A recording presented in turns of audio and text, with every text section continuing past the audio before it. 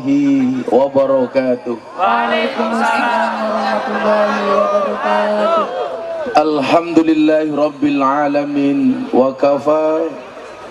Assalatu wassalamu ala sayyidina Muhammadinil Mustafa wa ala alihi wa sahbihi ahli sidqi wal wafa.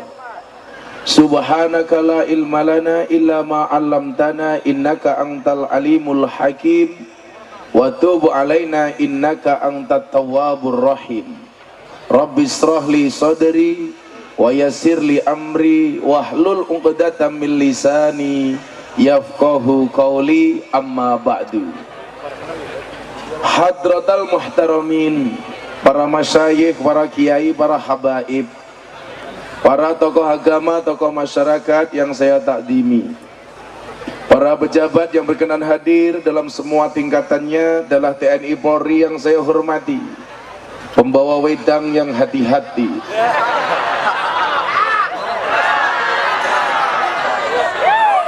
sahabat Ansor Banser, segenap panitia yang saya banggakan, kaum muslimin wal muslimat, jamaah pengajian, pemerintah desa Jambu Desa, Kecamatan Karanganyar, Purbalingga. Oke, siapa ge? Fotonya ge? Oh, Nurai wedok. Kok kayak kimcil ya?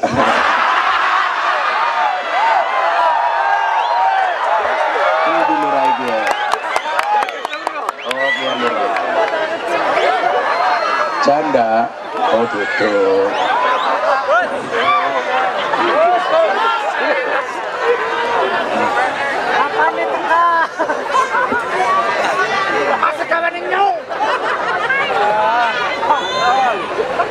Mangga kiai kayak gimana mangga gitu. Ya kan minggat wis ya.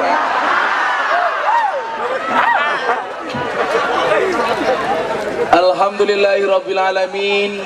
Ini jadwal terakhir saya hari ini yang kelima. Saya berangkat dari jam 7 pagi dari Jogja. Pertama haul di pemakaman, yang kedua di Pemalang.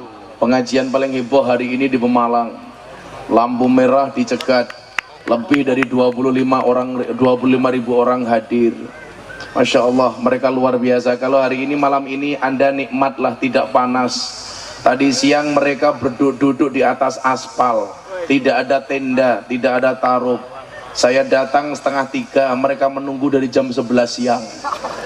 Masya Allah, tapi antusiasnya luar biasa. Sampai 20 orang yang pingsan gara-gara kepanasan. Kamu juga lucu, ada orang pingsan malah tepuk tangan. Goblok, goblok.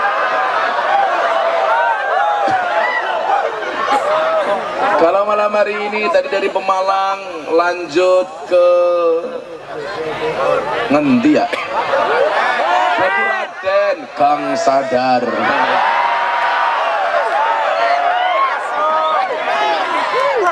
Bulurang ngerti Kang Sadar? Iya. Dari Kang Sadar alhamdulillah lanjut ke Jambur. Lambur. Dari Lambur alhamdulillah masuk ke Kembang Desa. Jambu Desa. Maka di sisa-sisa tenaga dan suara saya hari ini, tausiah akan saya sampaikan secara seksama dan dalam tempo yang sesingkat-singkatnya. Ora-urunan bae cerewet. Maka silakan duduk dengan nikmat, walaupun tidak ada tikar dan gelas nggak apa-apa. Insya Allah yang duduk tanpa tikar, saya doakan pulang insya Allah little bonzir. Sini tiga tel kelebon pasir.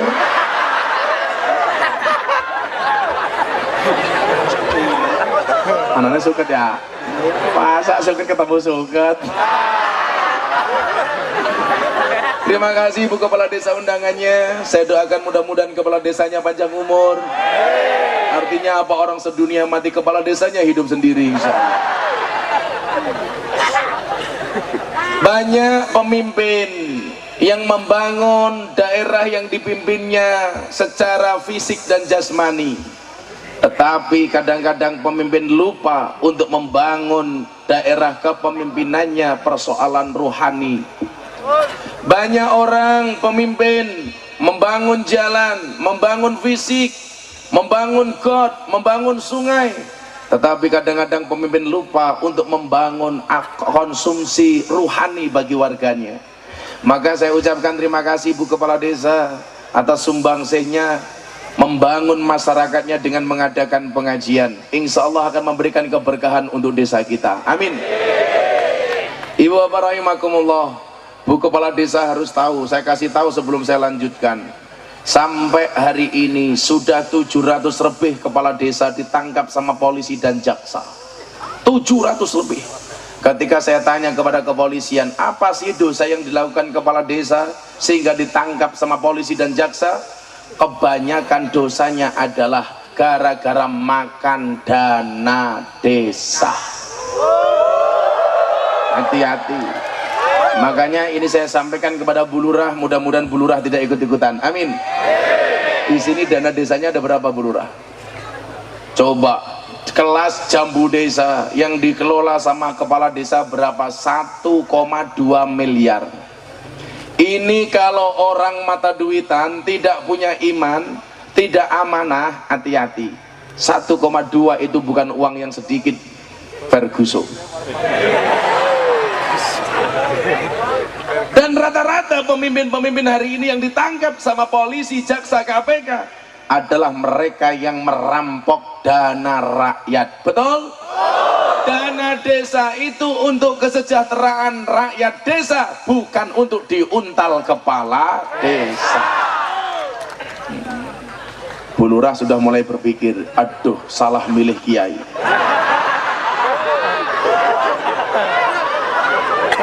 Saya sampaikan seperti ini supaya kepala desanya selamat. Betul? Sampai hari ini sudah ada 120 bupati wali kota yang ditangkap sama KPK. Hati-hati. Saya sering mengatakan apa? Hewan yang makan tanaman di kebun namanya bajing, tapi pejabat yang makan uangnya rakyat namanya. Kamu ngomong bajingan betul, tapi tolong jangan lihat aku. Masa bajingan ganteng kayak gini?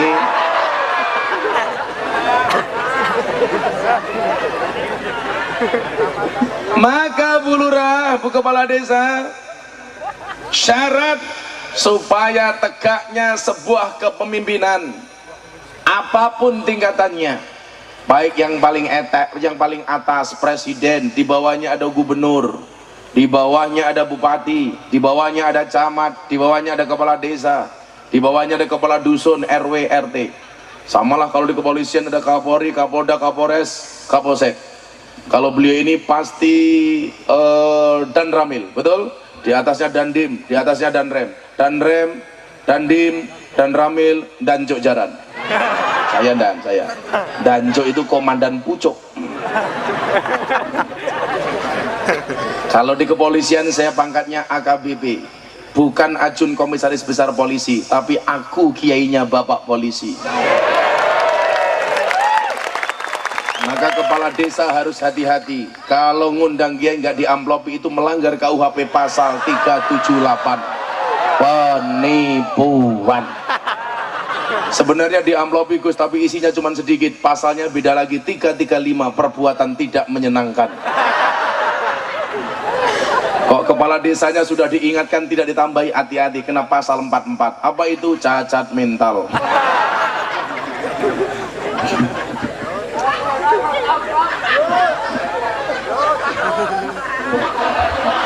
Cangkeme siapa ya?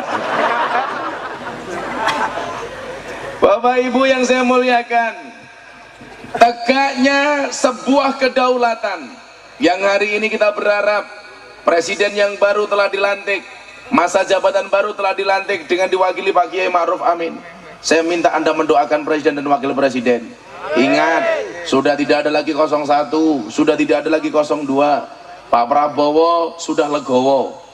Berulang kali saya bilang, pertemuan Pak Prabowo saya doakan dari dulu dengan Pak Jokowi, dan ternyata pertemuan itu menjadi indah. Jokowi ketemu Prabowo cipika-cipiki. Muah, muah. Prabowo bilang sama Jokowi, ayo Jok, tegane diombe. Oke.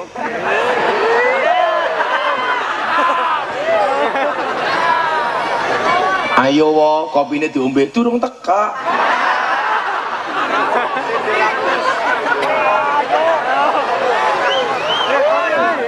Pak Prabowo sudah bilang sama Jokowi, selamat Jok, Anda terpilih jadi presiden. Saya ucapkan selamat bekerja, mudah-mudahan Anda amanah. Si Jokowi sudah bilang sama Prabowo, iya Mas Wowo, terima kasih dukungannya. Sampean jangan susah Mas Wowo, kenapa kamu nggak kalah kok, cuman juara 2. Dan sudah akur. Artinya apa? Sudah tidak ada 01, sudah tidak ada 02, yang ada adalah 03. Sila ketika Pancasila, Persatuan Indonesia. Sudah, semuanya berbicara dan berjuang untuk merah putih, tidak untuk yang lain, bukan untuk kepentingan pribadi. Maka hari ini kalau ada masih orang nyinyir terhadap pemerintahan, mohon maaf, saya ditanya, boleh nggak sebenarnya presiden itu dikritik? Boleh nggak pemimpin itu dikritik? Boleh, tapi harus watawasau bil haq, watawasau bis sabar, harus dengan cara yang baik. Anda mau mengeluarkan pendapat, boleh, demo hak Anda, tapi tolong demo dan salurkan aspirasinya dengan cara yang baik. Di Indonesia sekarang itu laju inflasi ada 2. 1, inflasi mencaci, 2, inflasi minta maaf. Kalau lagi demo, Jokowi bunuh, tangkap polisi, saya kilaf, mata merah. Makanya dipikir dulu kalau ngomong, betul. Makanya orang Banjarnegara nggak usah ikut-ikutan demo. Ini apa? Purba. Saya ngomong apa? Banjarnegara. Ya malum kopinya durung teka.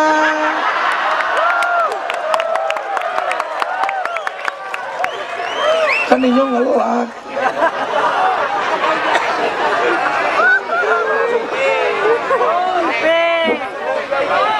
Akeh temen ya. Kopi ini akeh temen. Iya Pak, bedanya apa Gen? Merah kopi putih.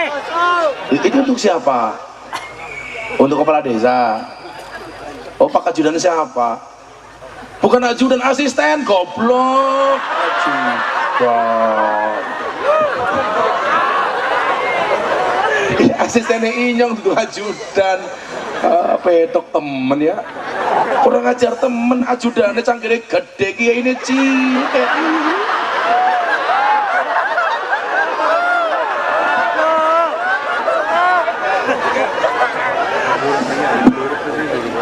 Diminum dulu supaya tidak salah menyebutkan Purbalingga menjadi Banjarnegara. Saya cium baunya, subhanallah. Ngapain lagi? Wayai, wayai. Dan subhanallah, kopinya sangit saudara-saudara.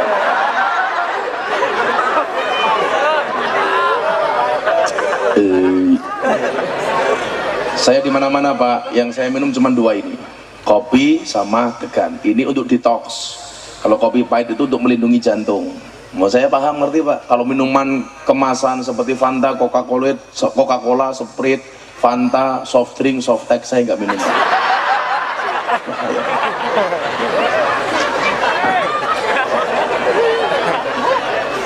Dan kalau kopi bulurah itu yang pahit. Kalau bulurah jadi kepala desa, jangan berharap menjadi kopi, tapi kamu seperti gula. Kopi tanpa gula rasanya pahit, dikasih gula rasanya manis. Yang dipuji kopinya apa gulanya? Kopinya, nggak pernah gulanya enak, enggak, tapi kopinya enak. Jadi kepala desa itu Bu seperti gula dalam kopi, ada rasanya namun tidak pernah diperhatikan keberadaannya.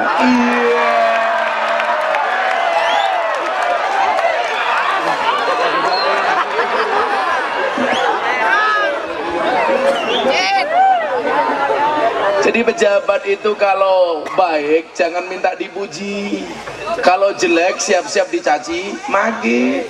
Saya bilang sama teman-teman Ansor, teman-teman Banser, kita berjuang itu karena Allah. Maka ya mohon maaf, hari ini NU banyak fitnah, ya nggak apa-apa. Mereka sering membicarakan kekurangan kita, nggak apa-apa. Saya bilang kalau ada orang membicarakan kekuranganmu, tersenyumlah. Kenapa? Kekuranganmu saja diperhatikan, apalagi kelebihanmu. Hidup Banser kayak gini. Santai Banser, saya doakan kamu segera menikah. Banser gajian jomblo.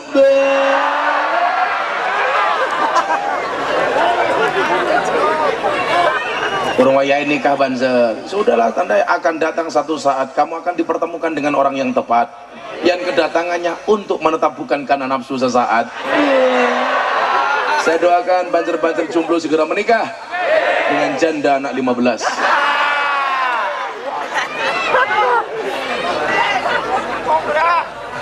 Ya kalau janda kan asik. Kalau kamu nikah dengan janda ibarat numpak jaran, ra perlu ngajari melayu dewek. Kayak kiai komandan. Komandan ngajengan.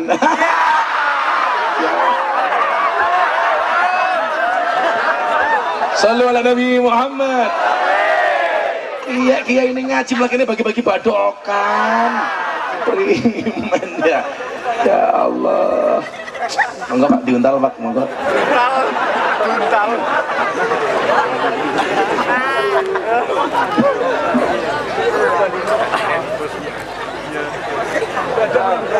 Bapak Ibu, karena ini hajat pemerintah desa, yuk kita nasihati kita sendiri supaya bisa membangun Indonesia lebih berkemajuan, betul? Kalau Indonesia pengen maju, kita mulai majukan Indonesia dari desa kita masing-masing. Bagaimana caranya? Saya sampaikan, ada 4 pilar tegaknya sebuah negara. Kalau 4 hal ini kita lakukan, insya Allah Indonesia akan menjadi negara yang baldatun thayyibatun warabun ghafur. Amin. Hati-hati, sekarang banyak yang pengen menghancurkan Indonesia. Bagaimana cara mereka menghancurkan Indonesia? Dengan menghancurkan Nahdlatul Ulama. Bagaimana cara mereka menghancurkan Nahdlatul Ulama? Dengan membentur-benturkan habaib dengan habaib, kiai dengan kiai, gus dengan gus. Kenapa mereka menghancurkan Indonesia melalui Nahdlatul Ulama? Karena mereka tahu bahwa yang bersikukuh mempertahankan ideologi Pancasila sebagai ideologi negara kesatuan Republik Indonesia adalah Jam'iyah Nahdlatul Ulama. Dan pondasi terbesar daripada ulama, daripada Nahdlatul Ulama adalah kiai dan habaib. Maka tolong jangan pernah banding-bandingkan kiai. Saya nggak suka ada jamaah saya membanding-bandingkan habaib. Nggak usah dibanding-bandingkan. Habaib itu semuanya dzurriyyahnya Rasulullah. Mereka wajib kita hormati. Ahlu Baitil Mustafa Tuhuri. Bahkan saya sering mengatakan, barangkali kita berbeda pandangan dengan Habib Rizik, tetapi kalau benar beliau itu adalah dzurriyyahnya Rasulullah, walaupun kita berbeda pendapat dengan beliau, kita tetap harus hormat walaupun tidak harus taat.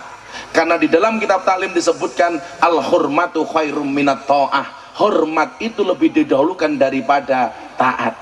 Bisa jadi kawan-kawan Ansor Banter kayak kita nggak bersependapat dengan Habib Rizik, tapi tolong jangan kurangi rasa hormatmu kepada beliau walaupun kita tidak taat kepada beliau. Kita boleh berbeda pendapat, tetapi tetap saling harus menghormati. Maka mohon maaf, hari ini orang mengatakan orang-orang NU itu tidak menghormati habaib. Kamu salah bro. Habib dulu masuk ke Indonesia, yang pertama kali menghormati itu adalah orang-orang NU. Kalau kamu hari ini mengajari orang NU untuk hormat kepada habaib, itu sama halnya kue ngajari bebek ngelangi. Blok goblok. Jangan ajari kami untuk menghormati habaib, karena kalian belum kenal habaib, kita sudah menghormati habaib. Maka jangan dibanding-bandingkan. Aku seneng karo Habib iki, ra seneng karo Habib kae. Jangan. Aku suka dengan kiai ini, gak suka dengan kiai itu. Jangan. Apa sih bedanya kiai dengan Habib? Bedanya tipis. Kalau Habib itu nasab, kiai nasib. Sama kalau saya ditanya, apa bedanya Fatayat dengan Muslimat? Beda. Fatayat baunya parfum, Muslimat balsem.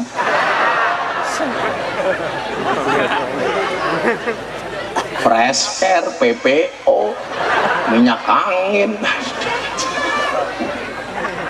PPO. Ya Ya kalau Fatah itu masih modis-modis dikit lah. Bentuknya SDSB, semok depan semok belakang ya. Ibarat mobilnya Isuzu Panther, ini sungguh-sungguh pantatnya bikin gemeter. Kalau muslimat satu legi setengah tua lemu ginu-ginu. Bahkan banyak muslimat yang STMM setengah tua meh modar. Kalau Bu Lurah ini fatayat apa muslimat ya? Oh fatayat. Bu Lurah umurnya berapa sih? Berapa? 38. Kok kita seumuran?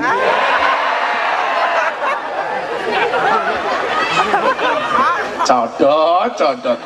Saya cuma bilang seumuran, saya juga 38. Ya. Tapi sorry Bu Lurah, kita beda pemikiran ya. Kamu mikir aku mikir Via Valen.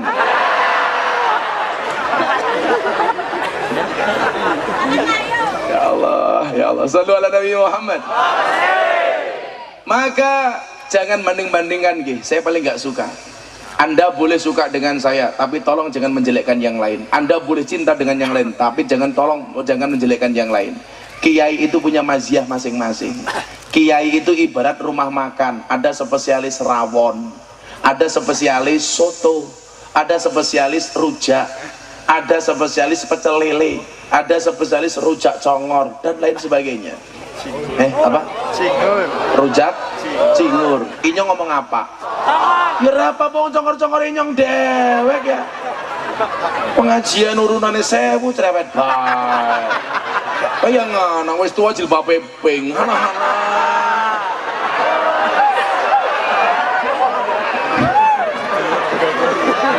Wis tua jilbabe pink. Jangan-jangan saya pakai juga pink. Maka tadi di Lambur saya bilang, kenapa sih kok kiai beda-beda? Karena kiai itu merupakan ahli warisnya para nabi. Di dalam kitab Miskatul Masabih, menurut Syekh Albani, hadis ini sahih. Hadis yang diriwayatkan oleh Imam Ahmad dan Baihaqi. Nabi itu jumlahnya 124.000 nabi. Dan kiai merupakan warasatul anbiya, bukan warasatun nabi. Artinya apa? Warisan 124.000 nabi itu hari ini diwariskan kepada para ulama dan kiai. Karena nabi itu mukjizatnya beda-beda, maziah dan kelebihannya beda-beda. Turun kepada kiai warisannya juga beda-beda. Cara pemahamannya seperti itu. Ada nabi yang suaranya bagus, Nabi Dawud. Begitu turun ada ulama yang suaranya bagus, Habib Syekh, Bib Idin, suaranya keren. Ada nabi yang super kaya, Sulaiman, istrinya 1000. Wow. 1000 bro. Gus Miftah istrinya berapa? Baru 1. Apakah nambah? Nunggu takdir. Kalau memang ada takdir, mana bisa saya menolak takdir? Kalau tidak ada takdir, insya Allah saya menciptakan takdir saya sendiri. Yang jelas istri saya sudah mau di madu. Abah saya siap di madu. Syaratnya asalkan abah siap diracun mut. Cok Allah. Saya meyakini Pandan Ramil, kesuksesan seorang suami berangkat dari doa istri, betul? Artinya semakin banyak istri, semakin banyak yang mendoakan. Laki-laki adalah imam, perempuan adalah makmum, betul? Makmum yang baik yang taat dengan imam, dan imam yang baik yang diikuti oleh banyak makmum. Ada anak ditanya sama gurunya, nah di rumah kamu itu siapa sih yang paling manja? Ayah. Kenapa? Jelas tiap malam masih tidur sama ibu. Ditanya lagi, di keluarga kamu itu siapa sih yang paling nakal? Ayah. Kok bisa? Iya, setiap kali ibu tidur digangguin sama ayah. Tanya lagi, di keluarga kamu itu siapa sih yang sering sakit? Ayah. Kok bisa? Tiap malam masih minta dipijitin sama ibu. Iya. Terakhir ditanya lagi, di rumah kamu itu siapa sih yang paling penakut? Ayah. Kenapa? Gak berani nikah lagi dan kalau baca WA sembunyi-sembunyi.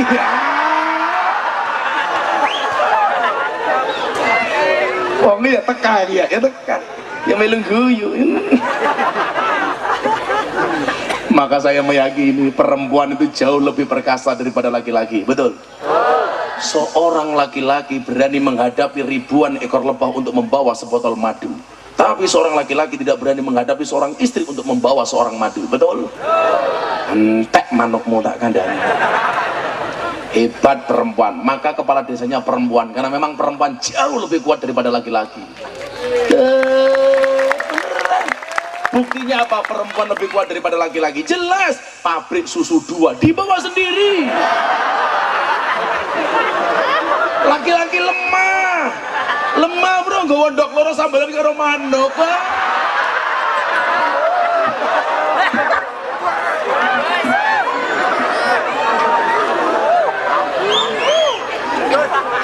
Yang lucu tetangga saya, utara saya itu kan kuburan bro.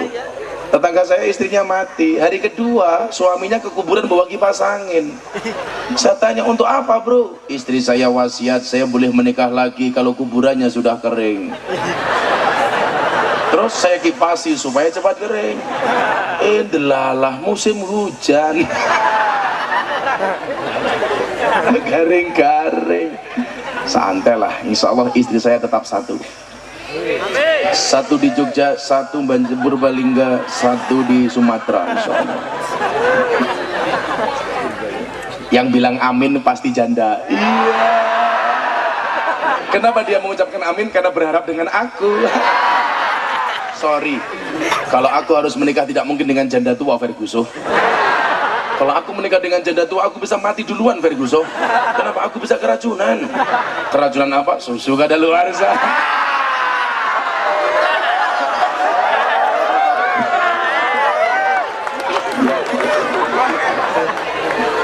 Wayai, wayai. Jandanya langsung teriak, tolong dong buka kacamatanya. Kenapa sih kamu ngeributin kacamata aku? Kamu penasarannya dengan mataku? Pertanyaannya, kamu pengen mendengarkan ngajiku apa lihat mataku? Sahabat, wah. Saya tadi cerita ya Cis ya di sana. Saya bilang, saya masuk ke Bandara Jeddah pakai kacamata, pakai tongkat, Pak. Polisi semuanya teriak, tarik, tarik. Jalan, minggir. Saya bangga, polisinya tahu ada kiai viral datang. Begitu nyampe bandara saya tanya, Pak polisi kenapa mereka disuruh minggir? Saya dicarikan jalan, jelas ada orang buta lewat.